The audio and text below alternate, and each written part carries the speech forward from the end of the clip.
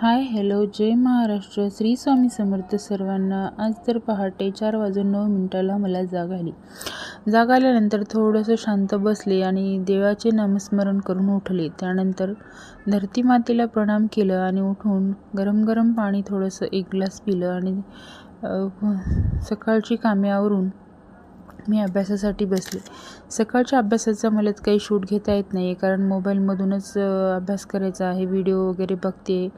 GSचे, GKचे, मॅट्रिक्सचे असे जे छोटे छोटेसे व्हिडिओ असतात ते त्यातूनच मी अभ्यास करते. त्यामुळे मॉर्निंगचा शूट काही मला घेता येत नाही.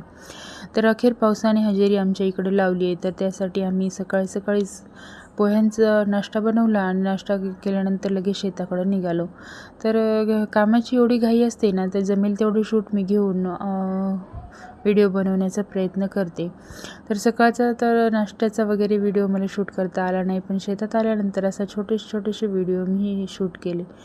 तर आपण एवढं शिकलो आणि ते वाया गेलं किंवा मग असे जे आपल्याला गावाकडं म्हणजे जास्त शिक्षण झालेलं जर व्यक्ती असेल तर त्याची मजाक केली जाते, थट्टा केली जाते की एवढं शिकूनसुद्धा तो शेतातच काम करतो. पण मेहनतच आहे, कामच आहे. कोणत्याही कामाला काही घाबरायचं आणि का हसू करून घ्यायचं. तर मला ह्यांच्यासोबत किंवा मग कोणतंही काम करायला किंवा मेहनत करायला अजिबात काही लाजच वाटत नाही. कारण आपण कोणतं तरी मेहनत करून आपलं पोट भरतो आहे, काहीतरी आपल्या मिळवण्यासाठी प्रयत्न करतो आहे, नवीन शिकायला मिळतं आपल्याला. तर ह्या काही गोष्टी साध्या नाही आहे. आयुष्यातले अनुभव हे कधीच वाया जात नाही आहे. तर प्रत्येक अनुभव हा काही ना काही शिकवून जात असतो. तर एक गोष्ट कायम लक्षात ठेवा, तुमच्या खिशात किती पैसे आहेत, तुम्ही कोणत्या घरात जन्माला आला, तुम्ही कोणत्या गावात आला, तुमचे लग्न कोणत्या घरामध्ये झाले हे काहीच मॅटर करत नाही. तुमची आजची परिस्थिती किती भयंकर आहे यावर तुमचं भविष्य अजिबात ठरत नाही, कधीच ठरत नाही. तुमचे भविष्य हे ठरते तर ते तुमच्या 2 कानाच्या मध्ये असलेल्या त्या 3.5 पाऊंडच्या मेंदूत चाललेल्या विचारावर ठरत असते. तर आपण जे विचार करतो त्यावरच आपलं पुढचं भविष्य ठरत असतं.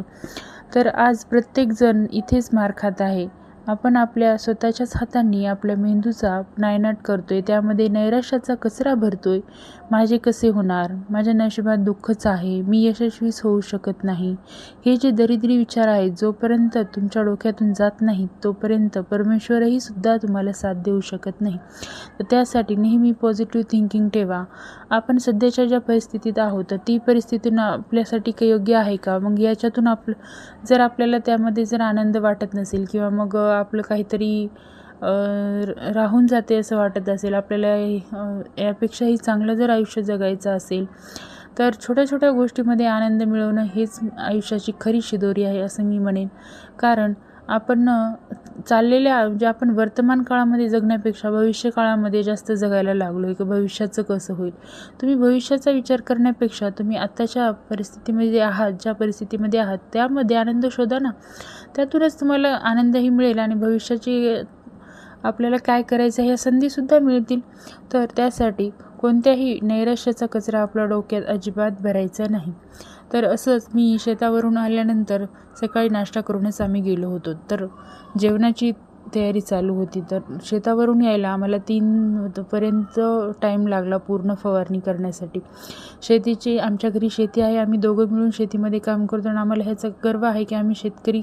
एवढं जरी शिक्षण झालं, माझ्या मिस्टरांचं सुद्धा 12वी D.Ed ते केलेले आहेत साताऱ्याला आणि माझंही शिक्षण MA पर्यंत झालेलं आहे. तरीही आपण गावाकडे राहते, आपण कष्ट करतोय, मेहनत करून आपलं पोट भरतोय आणि आपल्या परिवाराचं नियोजन बघतोय. तर यामध्ये काहीही वाईट नाही आहे. तर आपण करू शकतो. तर आहे ती परिस्थिती आपल्यासाठी चांगली आहे, आपण त्याच्यात आनंदी राहण्याचा प्रयत्न केलाच पाहिजे.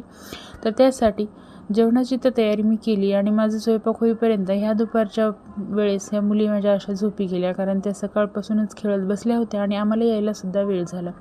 तर मी आता काय बनवावं यामध्ये, तर ती भातवरण खायचं असं म्हणत होती. त्यांनी भातवरण जास्त खातात माझ्या मुली, तर त्यांच्यासाठी मी मुगाचं वरण लावलं, भात ठेवला आणि ते होईपर्यंतच त्या अशा झोपी गेल्या. तर मी बनवून ठेवला आणि मी थोडंसं जेवण केलं आणि आता भाकरी तर बनवायची होती, पण त्यांनी बाहेर गेले होते. आज आमचा आठवडी बाजार असतो तर ते बाजारासाठी गेलेत, म्हणून मी फक्त भातवरणच बनवून ठेवला आणि भाकरी संध्याकाळी टाकता येईल जेवताना, त्यासाठी वरण भात केला आणि ठेवलं.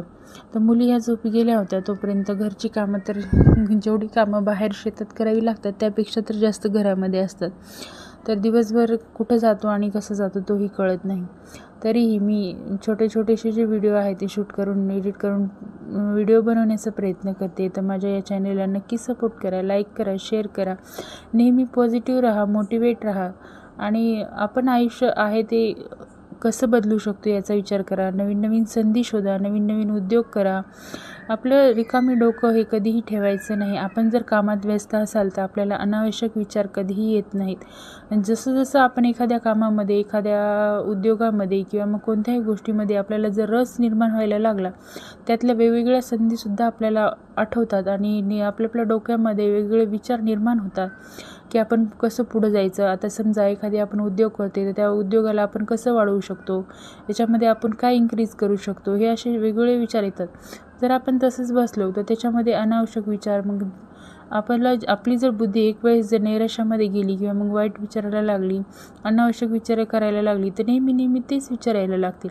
पण पॉझिटिव्ह राहिलात, काहीतरी मिळवण्यासाठी प्रयत्न करायला लागलात, एखादी उद्योग केलात, एखादी जॉब केलात, एखादी आपण घरातून सुद्धा वर्क फ्रॉम होम अशी बरीचशी कामं आहेत. पण अशा फ्रॉडमध्ये तुम्ही जाऊ नका. जे गव्हर्मेंट रजिस्टर आहेत अशामधूनच तुम्ही प्रयत्न करू शकता. तुम्ही शिलाई काम करू शकता, तुम्ही पार्लर चालवू शकता, तुम्ही कोणतंही काम करू शकता. जर आपली रोजची कमाई 200 जरी असेल तरीही ती वाढत अजून आपण 500पर्यंत कशी नेऊ, आपण काय व्हरायटी देऊ शकतो, आपण काय वेगळं डिझाईन बनवू शकतो, असा आपण विचार केला पाहिजे. तर अनावश्यक विचार हे नको यायला. त्यासाठी आपलं डोकं हे कधीही रिकामी राहू नये, तर त्याच्यामध्ये वेगळे पॉझिटिव्ह विचार आले पाहिजे. तर मी शेतातून अशी आणली होती भाजी. तर ही भाजी कोणती आहे तर तुम्ही मला कमेंट करून सांगा. तुम्हाला जर माहिती नसेल तर याचा व्हिडिओ मी बनवलाच आहे, तो शॉर्टमध्ये अपलोड करेल. त्या चॅनलला नक्की सबस्क्राईब करून ठेवा आणि लाईक शेअर करायलासुद्धा विसरू नका. तुमच्या लाईकने, तुमच्या शेअरने मला मोटिवेशन मिळतं. जशी तुम्हालाही मोटिवेशनची गरज आहे तसंच मलाही आहे. तर तुमच्या ह्या लाईकने मलाही मोटिवेट मिळतं नवीन व्हिडिओ बनवण्यासाठी, शेअर करण्यासाठी. कारणं देत बसण्यापेक्षा सुरुवात केलेली अतिउत्तम. माणसाला यश जरी नाही मिळालं तर आपण त्यातून अनुभव तर घेऊ शकतो. तर रात्रीची वेळ झाली होती आणि माझ्या मुली अशा खेळत होत्या. तर हे बघा, वातावरण पावसाने एवढी मस्त सुरुवात केली आहे ना की आता ती थांबण्याचं नावच घेत नाही आहे. तर असं एकदम पाऊस सुरू झाला आणि पूर्ण हवा वगैरे, वारा वगैरे सुटली होती. ही बघा माझ्या दारातली झाडं कशी हालायला लागली आहेत.